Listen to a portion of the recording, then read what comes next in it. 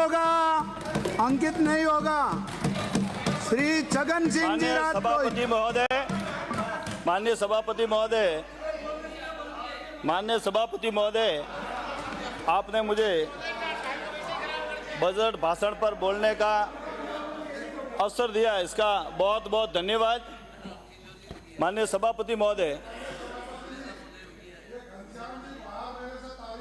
Budget की और कह रहे थे मेरे ऊपर प्रेस बाहर मेरे से मिले।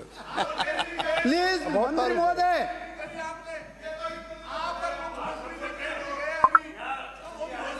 माननीय सभापति महोदय, ये सभी जब बजट आया था, दूसरा बजट आया, प्लीज ये आपको पूरा 10 मिनट दिया है। आपको माननीय सदस्य को यह ध्यान होना चाहिए कि माननीय मुख्यमंत्री जी की जो घोषणाएं हैं वो तो पूरी होती हैं, बजट में आए नहीं है।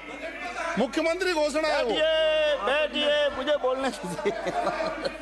माननीय सभापति महोदय, जिस प्रकार का बजट आया है, इस बजट को जब पक्ष और विपक्ष ने दोनों ने सुना, बड़ी शांति से भी सुना आपकी बात, और जब बजट आया तो उन्होंने एक बात जरूर करी, इन्होंने सबने एक बात करी कि ये सरकार घोषणा कर रही है, घोषणा करके वाहवाही लूट रही है।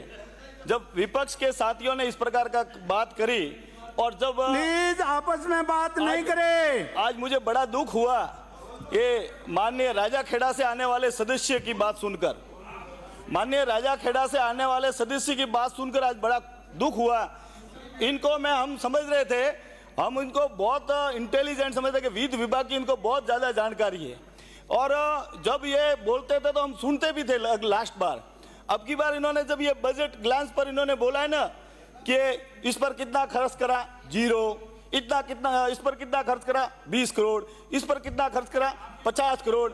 ये बात इनको कम से कम आपको नहीं बोलनी चाहिए थी, जिनको जानकारी नहीं थी वो बोलते तो ठीक लगता।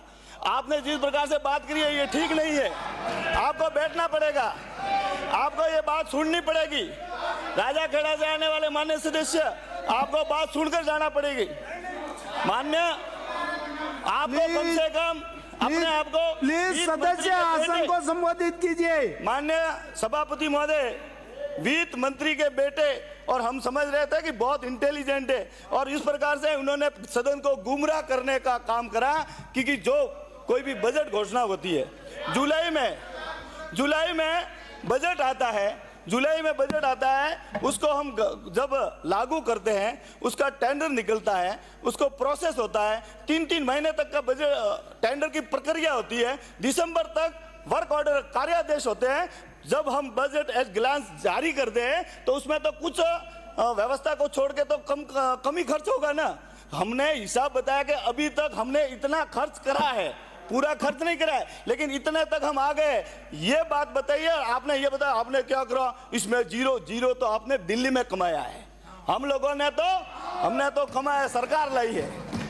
मैं आपका ध्यान आकर्षित करना चाहूंगा, ये जिस प्रकार से अपने कोटा उत्तर से आने वाले माननीय सीनियर, उन्होंने भी नीरस बताया बजट को। माननीय सभापति महोदय, जिस प्रकार से इन्होंने बजट को नीरस बताया, आपने देखा होगा किसानों की इन्होंने कृषि बजट लाया था लास्ट बार, और माननीय मुख्यमंत्री जी यहाँ से बजट पढ़ते थे और वो ये कहते थे कि अब की बार हम बिजली सरप्लस कर रहे हैं, और वो भी 2021 से। और हमने तो बिजली देखी ही नहीं, राजस्थान में सरप्लस की तो बात अलग, राजस्थान में बिजली 4 साल तक आई नहीं। ये तो भला हो माननीय मुख्यमंत्री भजन लाल जी शर्मा का, इस बार भी विजन है बजट में 100 मेगावाट नई बिजली उत्पादित करेंगे। ये काम करने का काम करा है। किसानों के लिए सिर्फ बात करने का काम करते थे, काम कुछ नहीं करा। देश के यशस्वी प्रधानमंत्री ने पहली बार अन्नदाता को 6000 का सम्मान देने का काम करा किसान सम्मान निधि से, और उसी को आगे बढ़ाते हुए राजस्थान के यशस्वी मुख्यमंत्री ने पिछले साल 2000 बढ़ाया और इस बजट में 8 का 9000 कर दिया। ये कोई कम बात नहीं है। पहले अन्नदाताओं का सिर्फ बात होती थी, किसानों के नाम पर वोट मांगकर या सत्ता में आ जाते थे, किसानों की चिंता नहीं करी। हम लोगों ने पिछली पूर्ववर्ती वसुंधरा राजे जी की सरकार थी, हम लोगों ने 10,000 रुपए अनुदान दिया था बिजली बिल पर। इन्होंने 3 वर्ष तक उस अनुदान को बंद करके चौथे वर्ष उसको 12,000 करा। 30,000 किसानों को 30,000 रुपए का नुकसान उन्होंने करने का काम करा था। लेकिन ये सरकार अब सिर्फ और सिर्फ, मैं माननीय सभापति महोदय, जिस प्रकार से कुछ सवाल इन्होंने करे थे शुरू में, मैं उस सवालों का थोड़ा सा ध्यान आकर्षित करना चाहूँगा। जिस प्रकार से ये और बात कहते हैं कि इतना नुकसान हो रहा है, इतना नुकसान हो रहा है। नुकसान सरकार जनता का भला करने के लिए आई है। हम नुकसान में रहकर जनता का भला करेंगे, हित में कर रहे। हम गरीब का कल्याण कैसे हो? गरीब के कल्याण में प्रधानमंत्री आवास योजना के मकान, लाखों मकान बन रहे हैं और इनके विधानसभा क्षेत्र में बन रहे हैं। एक ग्राम पंचायत में 100 50 अभी स्वीकृत हुए हैं। और ये जाकर उनको पूछते हैं आपके प्रधानमंत्री आवास योजना है? हाँ, मैं स्वीकृत कराए, खुद अपने मुंह से कहते हैं। और यहाँ पर आकर दूसरी बात करते हैं सदन में आकर। मैं माननीय सभापति महोदय, इनका कुछ बातों को लेकर ध्यान आकर्षित करना चाहूंगा। किसान सम्मान निधि की बात करी, प्रधानमंत्री आवास योजना की बात करी। आपने देखा होगा सरकार आते ही हम लोगों ने पेट्रोल डीजल पर वेट कम करा। पास के गुजरात में, यहाँ पर हरियाणा में हमारे पड़ोसी विधानसभा के लोग पेट्रोल डीजल खरीदने वहां जाते थे। और हमारे जो किनारे जिले के थे, हमारे जालो सिरोही के पेट्रोल पंप सब बंद हो गए थे। आज ये स्थिति है कि वापिस बराबर भाव हो गए हैं। कुछ पैसों का अंतर है, बहुत कुछ रुपए का अंतर है, वो भी ठीक हो जाएगा।